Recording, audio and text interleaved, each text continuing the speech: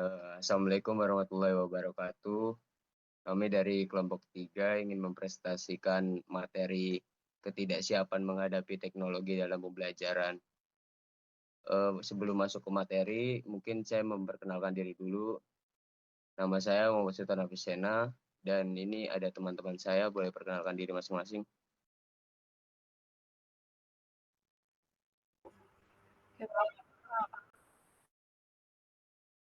Perkenalkan, nama saya Miftah Ramadanti. Oke, ini di sini ada hasil analisis terhadap masalah tersebut menggunakan dua landasan sosiologis dan landasan progresisme. Landasan sosiologis pendidikan menyoroti adanya pembagian peran sosial, guru dituntun berperan sebagai fasilitator digital, inovator, dan pembimbing literasi teknologi. Sebagian guru tidak memiliki kompetisi, terjadilah kesenjangan kompetensi antara guru yang adaptif dan tidak adaptif. Kesenjangan ini mempengaruhi kualitas pembelajaran dan berpotensi memperdalam ketimpangan pendidikan antar sekolah. Ketika guru kurang siap menggunakan teknologi, proses interaksi pendidikan akan berubah. Ketidaksiapan tersebut dapat menghambat adaptasi sosial siswa terhadap tuntutan masyarakat digital. Solusi yang harus dilakukan ialah melalui pelatihan berkelanjutan, penguatan budaya digital sekolah, dan menyediakan fasilitas yang merata. Di sini ada landasan yang kedua, yaitu landasan progresivisme. Kurikulum tidak boleh kaku, ia harus berkembang mengikuti kebutuhan siswa dan masyarakat. Ketika guru tidak siap, kurikulum yang menuntut literasi teknologi tidak dapat dilaksanakan dengan baik karena guru justru menjadi hambatan pembaruan. Menurut Rahmadanua et al. 2022, progresivisme menuntut guru untuk berpikir maju, inovatif, konstruktif, dan dinamis. Guru yang menolak atau belum siap beradaptasi dengan teknologi menunjukkan karakter kebalikan dari nilai progresivis, yaitu statis dan tidak adaptif terhadap perubahan. Solusi utama dari landasan progresivisme ialah pelatihan guru berkelanjutan, integrasi teknologi dalam kurikulum, dan pembaruan metode mengajar yang adaptif, inovatif, serta berbasis mahasiswa.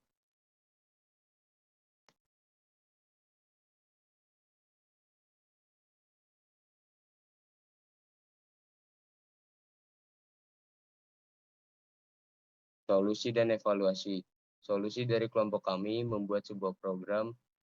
Nama dari program yang akan kami buat ialah DigiCollab School atau disingkat DSG.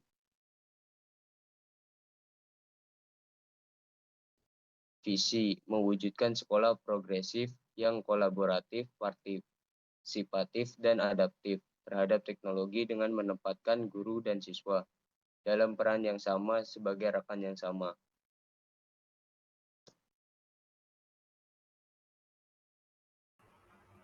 Baik, selanjutnya itu ada misi yang pertama, mendorong terciptanya berbagai karya digital yang dibuat bersama seperti materi belajar berbasis teknologi, sistem layanan sekolah yang lebih praktis, serta konten edukasi yang dirancang secara kolaboratif oleh guru dan siswa.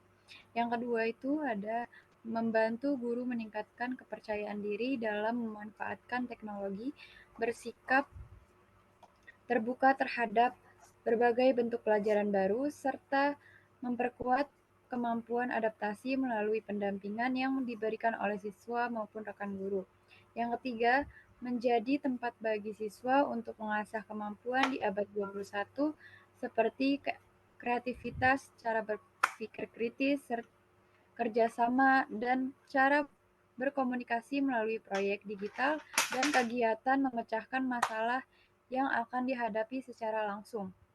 Yang keempat, mewujudkan hubungan belajar yang setara, terbuka, dan saling menghormati antara guru dan siswa, sesuai dengan prinsip pendidikan yang menekankan kebersamaan dan kerjasama. Dan yang terakhir, mengurangi perbedaan kemampuan teknologi antara guru dan siswa melalui kegiatan belajar bersama yang sistematis dan berkelanjutan.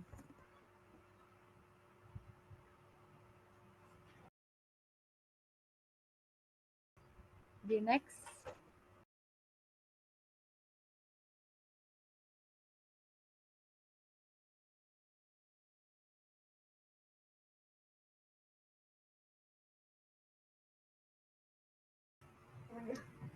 Kurikulum ini dirancang agar guru dan siswa belajar secara kolaboratif. Hal ini dapat dikembangkan dengan 4 keterampilan yang diantaranya belajar bersama, keterampilan kreatif digital, belajar memecahkan masalah, dan keterampilan interaksi sosial.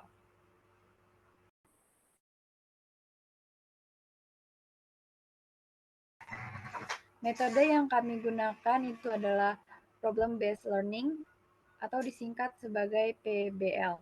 Model pembelajaran yang digunakan adalah masalah nyata sebagai pembelajaran di mana siswa menganalisis masalah, mencari informasi, bekerja sama, dan menghasilkan solusi. PBL memiliki beberapa tahapan yaitu pemunculan masalah, investigasi, presensi hasil, dan penilaian autentik. PBL menekankan kolaborasi antara siswa dengan guru dalam memecahkan masalah. Guru tidak harus menjadi ahli teknologi, tetapi cukup menjadi fasilitator. Guru belajar bersama siswa secara alami tanpa merasa inferior. Contohnya seperti guru yang kesulitan dalam membuat Google Form. Masalah ini dapat dipecahkan bersama dengan siswa melalui tahapan PBL.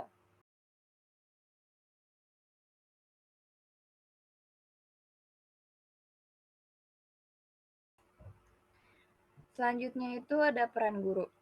Peran guru sebagai pendamping belajar tidak hanya satu-satunya pemberi materi, namun membantu menyiapkan masalah nyata yang akan dipelajari. Misalnya, masalah penggunaan teknologi di sekolah, guru mengarahkan jalannya diskusi, dan membantu siswa merencanakan langkah-langkah untuk mencari solusi, serta guru juga menyiapkan materi pendukung, mengatur kerja kelompok, dan memantau perkembangan siswa selama proyek berlangsung. Dan peran murid sebagai pemeran utama atau juga bisa disebut peserta aktif. Tidak Siswa tidak lagi duduk pasif menerima ilmu, melainkan mereka bertransformasi menjadi pemeran utama atau peserta aktif dalam proses belajar. Siswa juga belajar bagaimana cara memecahkan masalah. Fokus utamanya adalah kemandirian dan keterampilan abad ke-21. Selain itu, siswa juga bertugas memahami masalah, mencari informasi, melakukan percobaan atau mengeksplorasi, dan menemukan solusi yang tepat. Mereka bekerja sama dalam berkelompok, berdiskusi, dan membuat produk digital sebagai bahan pemecah masalah. Sistem asesmen dalam PBL. Sistem asesmen dalam PBL ini menilai keberhasilan siswa melalui proses dan hasil belajar secara terpadu. Penilaian dilakukan melalui portofolio digital yang berisi perkembangan kerja siswa, mulai dari analisis masalah, ide, proses pengerjaan, hingga produk akhir. Selain itu, proyek yang dihasilkan siswa dinilai berdasarkan relevansi, solusi, kreativitas, kualitas produk, dan kemampuan diterapkan dalam konteks kehidupan nyata. Proses kerja kelompok juga menjadi aspek penting, termasuk partisipasi, kolaborasi, tanggung jawab, dan kemampuan memecahkan masalah. Keberhasilan siswa dievaluasi melalui presentasi, di mana mereka menjelaskan solusi yang dibuat dan menjawab pertanyaan terkait. Siswa melakukan refleksi untuk menilai pemahaman secara rencana perbaikan mereka.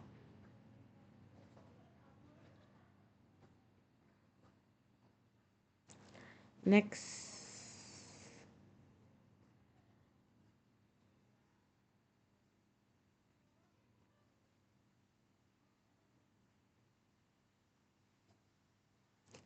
Landasan filosofis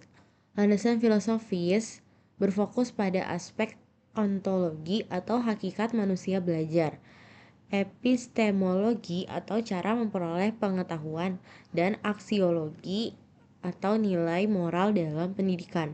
Dalam hal ini ada beberapa nilai yang dianut seperti nilai kemandirian, nilai selaras.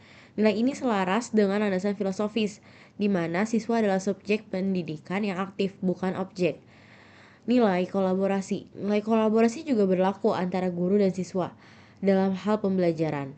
Nilai kreativitas sangat dibutuhkan. Ide-ide baru dan pembelajaran berbasis pengalaman menuntut siswa untuk merancang solusi kreatif, menghasilkan produk inovatif, dan menggunakan teknologi secara adaptif.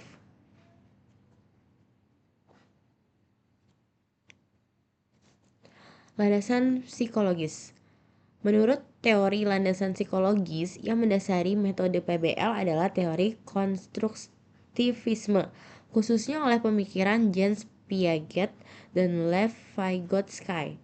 PBL dibangun atas keyakinan bahwa pengetahuan tidak dapat ditransfer begitu saja dari guru ke siswa, tetapi harus dibangun sendiri melalui pengalaman, interaksi, dan pemecahan masalah. Sejalan dengan definisi konstruktivisme. Konstruktivisme itu sendiri adalah suatu filsafat pengetahuan yang memiliki anggapan bahwa pengetahuan adalah dari konstruksi atau bentukan manusia itu sendiri. Manusia mengkonstruksi pengetahuan mereka melalui interaksi dengan objek, fenomena, pengalaman, dan lingkungan mereka. Suatu pengetahuan dianggap benar bila pengetahuan itu dapat berguna untuk menghadapi dan memecahkan persoalan yang sesuai, menurut Syar'i 2020.